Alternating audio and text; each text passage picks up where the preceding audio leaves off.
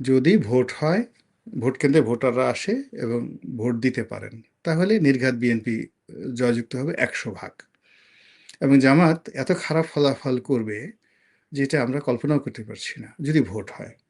আর যদি এখানে কোনো ম্যাটিকুলাস ডিজাইন হয়, পরিকল্পনা হয়, জামাত জিতে যাবে এবং বিএনপি এত খারাপ ফলাফল করবে যেটা বিএনপি এখন ভাবতেই পারছে না। কোনো একটা সিটে হয়তো ৫০০, কোনো একটা সিটে ২০০, কিছু বলতে পারবে না যে আল্লাহ অনেক ভোট তো পেয়েছে, মাত্র ২০০ ভোটে পরাজিত হয়েছে। বাংলাদেশে নির্বাচন 12ই ফেব্রুয়ারি, তার মানে আর 11 দিন বাদেই নির্বাচন।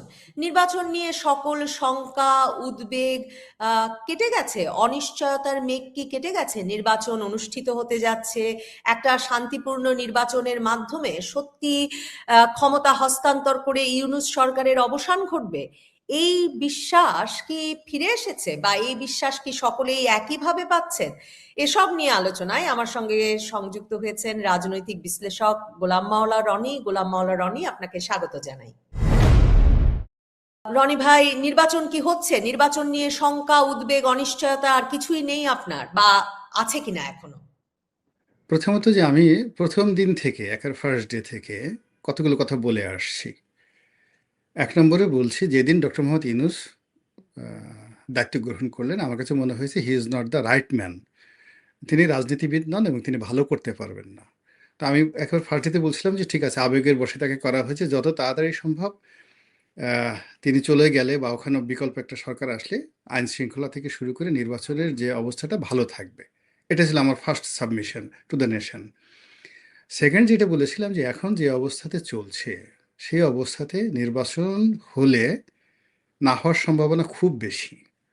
মানে, এবং আজকের দিন পর্যন্ত আমি সেখানে আছি যে আইন শৃঙ্খলা থেকে শুরু করে মূল ব্যাপার হলো এখানে কিছু লোক আছে যারা আইন মানতে বাধ্য হচ্ছে, আর কিছু লোক আছে যারা আইন মানতে একেবারে চাচ্ছে না। তো এখানে যা কিছু চলছে আমাদের এই বাংলাদেশে সবকিছু স্বাভাবিকভাবে, কিন্তু যদি কখনো টাগ অফ ওয়ার আসে, কোনো গন্ডগোল হয়, ঝামেলা হয়, এটা নিষ্পত্তি করার মতো কোনো শক্তি বাংলাদেশে নেই। এখানে আমরা গত ১৭ মাসে যেটা দেখেছি, পুলিশ কিংবা সেনাবাহিনী কিংবা অন্য যে কোনো আইন শৃঙ্খলা রক্ষাকারী বাহিনী, এমনকি দ্য পলিটিশিয়ানস, যখনই কোনো মবের কবলে পড়েছেন, তো সেখানে তাদের সবাইকে মবের কাছে আত্মসমর্পণ করতে হয়েছে। তো ওটাকে একটা রিভোল্ট করে একটা নতুন যে বিধি ব্যবস্থা, সেটা করার জন্য যে স্ট্যাবিলিটি দরকার, এটা এখন গত ১৭ মাসে আসেনি। ফলে নির্বাচন যদি স্বাভাবিকভাবে হয়ে যায়, ভোট কেন্দ্রে সবাই আসে, স্বাধীন মতো ভোট দেয় এবং ভোটাররা, রাজনৈতিক দলগুলো নিজ নিজ এলাকায় আইন শৃঙ্খলা রক্ষার দায়িত্ব নিয়ে নেয়, সেক্ষেত্রে একটা সুন্দর নির্বাচন হতে পারে, ভোটার উপস্থিতি যাই হোক না কেন। কিন্তু এটার সম্ভাবনা 1%। বাকি 99% সম্ভাবনা হলো যে প্রত্যেকটা মানুষ তার প্রতিপক্ষের উপর হিংসা দেখাচ্ছে, রাগ দেখাচ্ছে, স্বার্থটা নিজের দিকে আনতে চাচ্ছে এবং যে কোনো মূল্যে সেই ভোটে জয়লাভ করতে চাচ্ছে। তো এর ফলে হয় কি, যেখানে যেখানে ধরেন গত এই তফসিল ঘোষণা করার পর গন্ডগোল হয়েছে, মারামারি হয়েছে, একটা জায়গাতেও বেসামরিক প্রশাসন, সামরিক প্রশাসন, জুডিশিয়ারি, ইলেকশন কমিশন উদাহরণ সৃষ্টি করে এরকম কোনো পদক্ষেপ এখন পর্যন্ত তারা নিতে পারেনি, যেটা দেখে দ্বিতীয়বার কোনো মানে অন্যায় করতে সাহস পাবে না। এখানে ইলেকশন কমিশন শোকজ করছে, জেলা থেকে বিভিন্ন চিঠি ইস্যু করছে, তারপরে সেনাবাহিনী মাঠে দাঁড়িয়ে যাচ্ছে, পুলিশ দাঁড়িয়ে যাচ্ছে, কিন্তু সমস্যার কিন্তু সমাধান হচ্ছে না, বা যারা এই অকারেন্স ঘটাচ্ছে, যেমন ধরুন শেরপুর থেকে শুরু করে তিনটি জেলাতে যে পরপর মারামারি হলো, তো এর ফলে কাউকে গ্রেপ্তার করা হয়েছে, কাউকে ধরা হয়েছে, তারপরে শেষে ভোটারদের মধ্যে একটা স্বস্তি আসছে, এরকম খবর আমি বাংলাদেশে এখন পর্যন্ত পাইনি। So it's a huge problem till now, আজকের দিন পর্যন্ত। এরপর হলো যে যেগুলো ঘটে যাচ্ছে প্রতিদিন একেবারে অপ্রত্যাশিত, যেমন আলী রিয়াজ সাহেব হঠাৎ করে ঘোষণা দিলেন যে না, শফিক সাহেব ঘোষণা দিলেন যে ফল ঘোষণা করতে কয়েকদিন দেরি হবে। এটা তো আমরা আসলে আশা করিনি। এর কারণে আমাদের দেশের ট্রেডিশন হলো ভোট কেন্দ্রে ভোট গ্রহণ করা হবে, রাত্রি ৯টা হোক ১০টা হোক, সেই ভোট কেন্দ্র থেকে একটা ফল ঘোষণা করা হবে, সবাই স্বাক্ষর দেবেন সেখানে। এরপর এই ফলটা চলে যাবে উপজেলাতে, উপজেলা টিওনো সাহেব তার উপজেলাতে যে কালেকশন হয়েছে তার একটা ঘোষণা দেবেন, এটা রাত্রি ১১টা ১২টা বেজে যায়, কখনো কখনো কখনো কখনো রাত্রি ২টো বেজে যায়। কিন্তু যতক্ষণ পর্যন্ত উপজেলা প্রশাসন ঘোষণা না দেয় বা সংশ্লিষ্ট প্রিজাইডিং অফিসার ঘোষণা না দেয়, ওখান থেকে লোক কিন্তু ছাড়ে না। অর্থাৎ উপজেলার চত্বরে অন্ততপক্ষে ৩০-৪০ হাজার লোক দাঁড়িয়ে থাকে। ভোট কেন্দ্রে 4-5 হাজার লোক দাঁড়িয়ে থাকে। এরপরে এইটা চলে যায় জেলা রিটার্নিং অফিসারের কাছে। জেলা রিটার্নিং অফিসার আর একটা ঘোষণা দেয়। তো এভাবে একটা ট্রেডিশন। তো সেখানে আপনি ভোট কেন্দ্রে প্রিজাইডিং অফিসার ভোট ফলাফল ঘোষণা না করে যে করে এলাকা ছাড়তে পারবেন না। কোনো টিএনও অফিস যে রাত্রির মধ্যে ভোটের ফলাফল ঘোষণা না করে তিনি উপজেলায় থাকতে পারবেন না। এই বাস্তবতাটা হলো যে আমাদের প্রেস সচিব তিনি জানেন না, অথবা তিনি মনে করছেন যে তিনি নিয়ন্ত্রণ করতে পারবেন। এটা একটা ভয় রয়ে গেছে ভোটের দিন পর্যন্ত, যদি সরকার ওটা বাস্তবায়ন করতে চায়। দ্বিতীয় যে থ্রেডটা নতুন করে শুরু হলো সেটা হলো আলী রিয়াজ সাহেব যেটা বলে ফেললেন যে নির্বাচনের পরে এটা কনস্টিটিউশনাল অ্যাসেম্বলি হিসেবে কাজ করবে, সাংবিধানিক অ্যাসেম্বলি হিসেবে কাজ করবে। তারপর সেটা জুলাই সনদ পাশ করবে, এবং এই কাজ করতে করতে সবাই ধারণা করছে 6 মাস সময় লাগতে পারে। বিশ্বাস করেন 12 তারিখে যদি ইলেকশন হয়ে যায়, 13 তারিখে আনলাকি 13 তারিখের মধ্যে যদি ফলাফল ঘোষণা করতে গড়িমসি হয়, বা এই যে আলী রিয়াজ সাহেব যে কথা বলছেন ওটা যদি কেউ বাস্তবায়ন করার চেষ্টা করে, 13 তারিখে দেখবেন ঢাকা শহর যারা বিজয়ী হয়েছেন লোকে লোকারণ্য হয়ে যাবে, এবং 13 তারিখ দুপুরের মধ্যে মানে যারা বিজয়ী হয়েছেন তাদের ইচ্ছা মতো মানে সরকার গঠন করা, শপথ পাঠ করানো, এভরিথিং, মানে 14 তারিখে কেউ যাবে না। তো 13 তারিখে যে কি হবে we do not know. Even 12 তারিখে যে কি হবে আমরা এখন পর্যন্ত বলতে পারছি না। যেটা বললাম শফিক সাহেবের ওই থিওরি, ভোটের ফলাফল ঘোষণা করতে দেরি হবে। আবার 13 তারিখে ঘোষণা করা হলো, কিন্তু আলী রিয়াজ সাহেব যেটা বলেছেন ওটা বাস্তবায়ন করার চেষ্টা করলে 13 তারিখে সেটা কি হবে উই ডু নট নো। আবার দেখুন এই যে নির্বাচনের আগে আজকের দিনটিতে যদি ধরেন সারা ঢাকা শহর উত্তাল, কি জন্য? আমিরে জামাত তিনি মহিলাদের বিরুদ্ধে, কর্মজীবী মহিলাদের বিরুদ্ধে তিনি কি এক্স হ্যান্ডেলে স্ট্যাটাস দিয়েছেন। সত্য মিথ্যা পরের বিষয়, এটা নিয়ে এখন সারা দেশ উত্তাল, এবং জামাত ভীষণ রকম অপমান বোধ করছে, এবং তারা মনে করছে যে এই কাজগুলো প্রি প্ল্যান, তাদের আমিরকে ছোট করার জন্য কাজ করা হয়েছে। আমি এটা ভিডিও করব, আপনার এখানে বলে যাচ্ছি ইন্ডিকেশন, আমি নিজে আলাদা করব। তখন কি করবে জামাত? তো অনলাইনে আরও স্ট্রং, তারা চেষ্টা করবে তারেক রহমান সাহেবের পেজ হ্যাক করার জন্য, বিএনপির পেজ হ্যাক করার জন্য, বিএনপির মির্জা ফখরুল সাহেবের পেজ হ্যাক করার জন্য, এবং সেখানে এরকম একটা গুজব ছড়িয়ে দেবে। ফলে মানে যা কিছু হচ্ছে every day, every hour, every minute and every second অদ্ভুত অদ্ভুত সব ঘটনা বাংলাদেশে ঘটছে। ফলে এখানে সুন্দর একটা নির্বাচন হবে না হওয়া পর্যন্ত বলা যাচ্ছে না, সুন্দর একটা নির্বাচনের পরে ফলাফল ভালো হবে তাও বলা যাচ্ছে না, ফলাফলের পর যে সরকার ক্ষমতায় আসবে সে এই গত 17 মাসের জঞ্জাল, আওয়ামী লীগ সরকারের 15 বছরের জঞ্জাল সবগুলো মাথায় নিয়ে দেশকে একটা দুধ আর নহরের দেশে পরিণত করবে, জান্নাতের টুকরো বানিয়ে দিবে। আমার কাছে যতটুকু আমার সেন্স আছে, সিভিক সেন্স আছে, আমি এখানে আসলে ওইরকম কিছু দেখছি না। মানে কিন্তু আপনার কোনো সমীকরণে আপনার মনে হয় না যে এই যে ধরুন যে সব বিরোধ সহিংসতা দেখছি, এমনকি ধরেন শেরপুরের ঘটনাটা বললেন, মাথা থেতলে জামায়াতের কর্মীকে মেরে ফেলা হলো, মানে ব্যাপক সহিংসতা দেখছি, কিংবা ধরেন আপনি এই যে বলছেন যে জামায়াতের আমিরের এক্স হ্যান্ডেল হ্যাক হয়েছে, এখন হয়তো বিএনপির নেতার হবে, কিন্তু এমন কোন সমীকরণ আপনার মাথায় আসে না যে এটা একটা মানে মানে এটা একটা অভিনয় হতে পারে, বা এটাও একটা সাজানো গোছানো ব্যাপার হতে পারে? 13 তারিখ আসলে ভাগাভাগির একটা সরকার গঠিত হবে, যেটাকে বিপ্লবের সরকার অনেকে বলছেন, যেখানে ইউনূস সরকারের ভাগ থাকবে, এনসিপির ভাগ থাকবে, বিএনপির ভাগ থাকবে, জামায়াতের ভাগ থাকবে। সেটা হওয়ার সম্ভাবনা দেখেন কিনা? মানে সেটা ভাবলে তো অনেক কিছু হয়তো হয়ে যাবে বলে বোধ করা যায়। প্রথমত হলো যে এখন কোনো কিছু খুব স্ট্রংলি বলা যাচ্ছে না যে এটাই হবে আর এটা হবে না। যেহেতু 14, 18, 24 তিনটে নির্বাচন হয়ে গেছে, যে নির্বাচন অনৈতিক, অনিয়মে ভরা, এবং ওই নির্বাচনে এমন কিছু ম্যাটিকুলাস ডিজাইন বাস্তবায়িত হয়েছে। তো সেক্ষেত্রে সেই 3 নির্বাচনের যারা অভিজ্ঞতা সম্পন্ন দুষ্ট লোক তারা তো এখনো প্রশাসনে আছে। আপনি জানেন যে নবনীতা, পৃথিবীতে মানুষ ভালো কাজগুলো মনে রাখে না এবং ভালো কাজগুলো প্র্যাকটিস করতে চায় না, এগুলো প্রতি মুহূর্তে রেওয়াজ করতে হয়। কিন্তু মন্দ কাজ আজ থেকে ধরেন 5,000 বছর আগে, সেই কবে মহাভারতের যুগে সেই দ্রৌপদী কী করেছেন, শকুনি মামা কী করেছেন, হ্যাঁ, তো এই জিনিসগুলো এখনো পর্যন্ত কিন্তু রাজনীতিতে ব্যাপকভাবে প্রচলিত হয়।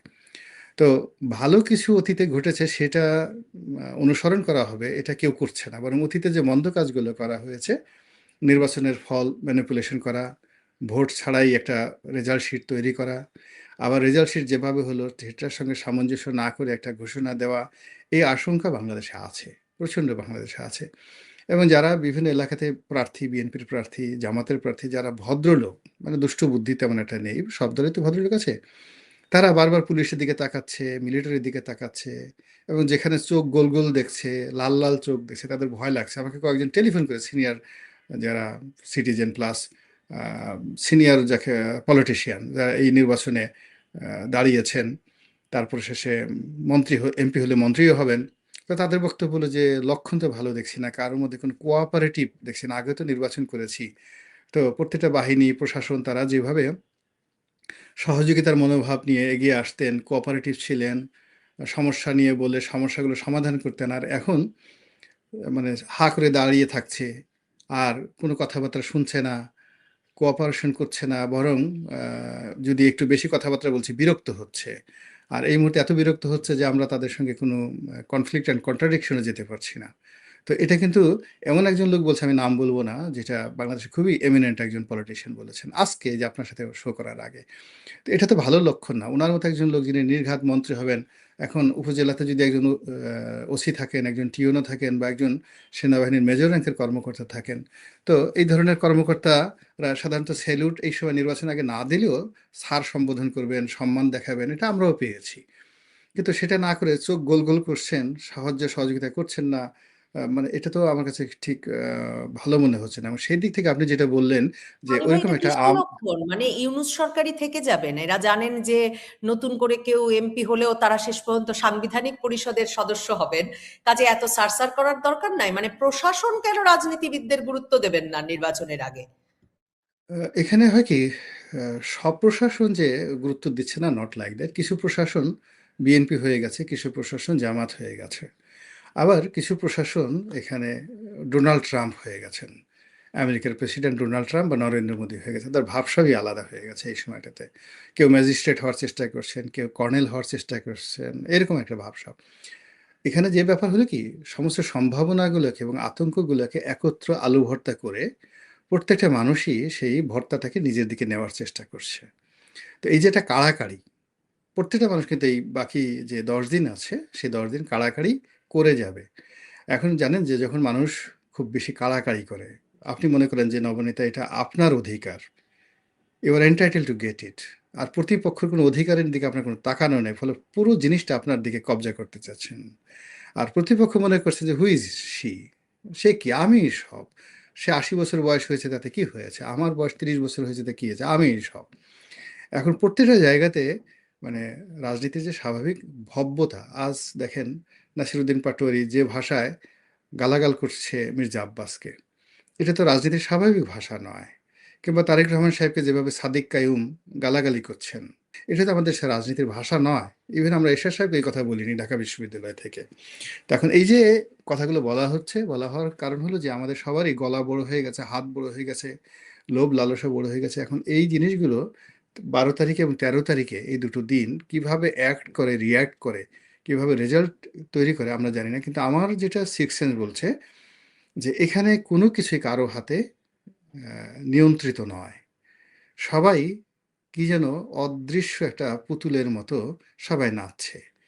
এখন সে কি তার নবস দ্বারা তাকে নাচানো হচ্ছে, লোভ দ্বারা নাচানো হচ্ছে, নাকি বিদেশি শক্তি, নাকি দেশি শক্তি, উই ডোন্ট নো। বাট আমার কাছে মনে হচ্ছে প্রত্যেকটা মানুষই সাজানো গোছানো একটা অভিনয় করছেন রঙ্গমঞ্চে। মানে যে দাপট দেখাচ্ছে তার দাপটটা নিজের নয়, যে কথা বলছে কথাগুলো নিজের নয়, বা সে যে স্বপ্ন দেখাচ্ছে তাও নিজের নয়। কোনো কিছুর সঙ্গে বাস্তবতার আমি কোনো মিল দেখতে পাচ্ছি না। হ্যাঁ, মানে রঙ্গমঞ্চের পেছনে হয়তো ঠিক হয়ে গেছেন যে কে প্রধানমন্ত্রী হবেন, কে উপপ্রধানমন্ত্রী হবেন, কে প্রেসিডেন্ট হবেন।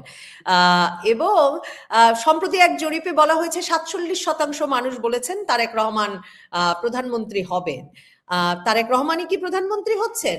আর জামায়াতের আমিরকে নিয়ে আল জাজিরার ইন্টারভিউ এর পর থেকে যে আলাপ শুরু হলো জামায়াতে ইসলামীর রাজনীতিকে নিয়ে, এবং এরপরে এক্স হ্যান্ডেলের স্ট্যাটাস দিয়ে, মানুষ এত বিস্মিত কেন? মানে ধর্মভিত্তিক রাজনৈতিক দলগুলো মানে ধর্মের বিধান অনুসরণ করেই নারী আর পুরুষের অধিকার কাজ সমান বলে মনে করে না, এটা নিয়ে তো জামায়াতে ইসলামী কখনো কোনো রাগঢাক করে নাই। মানে ছাত্র শিবিরের নারীরা অংশ নেন না, জামায়াতে ইসলামীতে নারীরা অংশ নেন না, মানে তাদের আলাদা উইং আছে।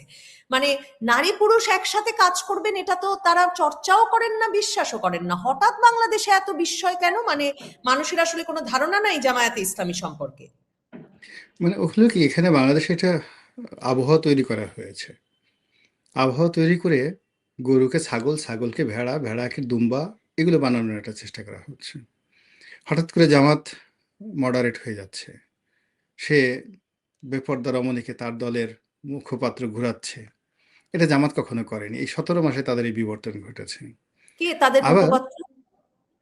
না, না, না, ওই যে বিভিন্ন লোকজন, যেমন মেয়েদের ব্যাপারে, যেমন ঢাকা বিশ্ববিদ্যালয়ের এক শিক্ষিকার নাম আসছে, এরকম যাদেরকে দেখা হয়, তো তাদেরকে জামাতের যে সুরত, সেই সুরতের সাথে তো এদের মেলে না। তো এদের মেলে না। তো এখন দেখা যাচ্ছে যে এটা নিয়ে এখন জামাতে হিন্দু প্রার্থী হবে। এটা তো জামাতের যে ট্র্যাডিশনের সঙ্গে মিলে না। এটা একেবারে নতুন। তো এটা মনে হচ্ছে যে তারা একটা টেস্ট কেস, মানে এটা পরীক্ষামূলকভাবে একটা জিনিস চালাচ্ছে। তো যার জন্য এখানে অনেক বিসাদৃশ্য হচ্ছে। একইভাবে বিএনপি দেখুন, বিএনপির জন্য কিন্তু টেস্ট কেস। তারা জীবনে কখনো এই ঠিক সেই নির্বাচনের তফসিল ঘোষণার আগ পর্যন্ত তারা ভাবেনি যে জামাতের সঙ্গে তাদের প্রতিযোগিতা করতে হবে। জামাত তাদেরকে গালাগালি করবে, তারা জামাতকে গালাগালি করবে, এটা কখনো ভাবেনি। হঠাৎ করে এই তাদের জীবনে চলে আসলো। যেদিন তারেক রহমান সাহেব 25 তারিখে আসবেন, তার আগ পর্যন্ত 24 তারিখ পর্যন্ত বিএনপির কোনো লোক ভাবেনি যে তারেক রহমান সাহেব আসলেই 25 তারিখে আসবে। উনি আসার পরে সবাই বিস্মিত হয়েছে, অবাক হয়ে যায়, এই আর কিভাবে হলো।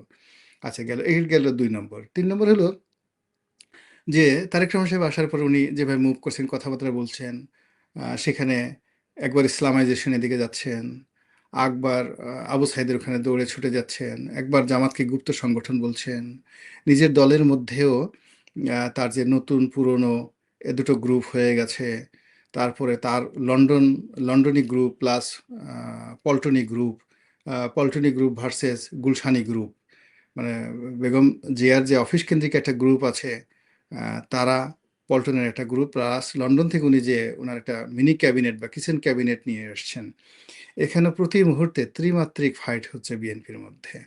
আর সেই ফাইটের মধ্যে গিয়ে তারেক রহমান সাহেব চলছেন ফিরছেন, এবং সেগুলো নিয়ে কিন্তু বিএনপির যারা প্রতিপক্ষ, সেটা জামাত হতে পারে, বিভিন্ন ইউটিউবার হতে পারে, যারা আছে তারা তারেক রহমান সাহেব এবং তার ফ্যামিলিকে নিয়ে নির্দয় এবং নিষ্ঠুর সমালোচনা করেছে এবং করে যাচ্ছে, এবং আগামীতে এটা আরও 10 দিনে মারাত্মক আকার ধারণ করবে।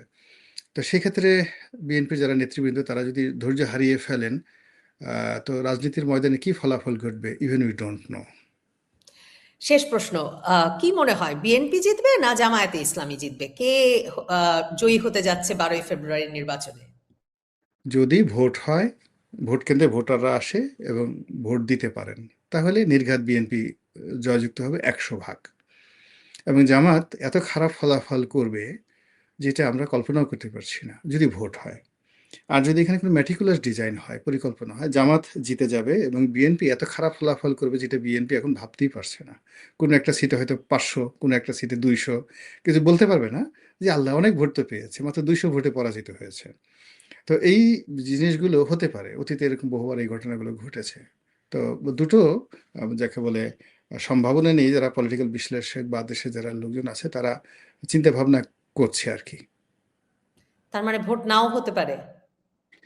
এটা বলা যাচ্ছে না, হতেও পারে নাও হতে পারে, 50-50। মানে এখানে কোনো কিছুই, মানে এখানে 100% যেটা বলা যেতে পারে, 100% যেটা আগামী 5 থেকে 7 বছর কোনো অবস্থাতেই ভোট হোক বা না হোক, তৃতীয় পক্ষ চতুর্থ পক্ষ ইউনূস সাহেব থাকুক, আমাদের অর্থনীতির ব্যারোমিটার, আইন শৃঙ্খলা, সামাজিক বন্ধন, এর যে সূচকগুলো রয়েছে, একটা সূচকও ঊর্ধ্বগামী হবে না, সবকিছু নিম্নগামী হবে।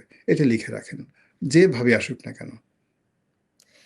খুব একটা নেতিবাচক জায়গায় সাক্ষাৎকারটা শেষ হলো হয়তো রনি ভাই, কিন্তু আশা করি যে আগামী দিন যেদিন কথা হবে আমরা কিছু ইতিবাচক প্রত্যাশা নিয়ে সেই সাক্ষাৎকার শেষ করতে পারবো। অসংখ্য ধন্যবাদ গোলাম মাওলানা রনি, অনেক অনেক ধন্যবাদ দর্শক।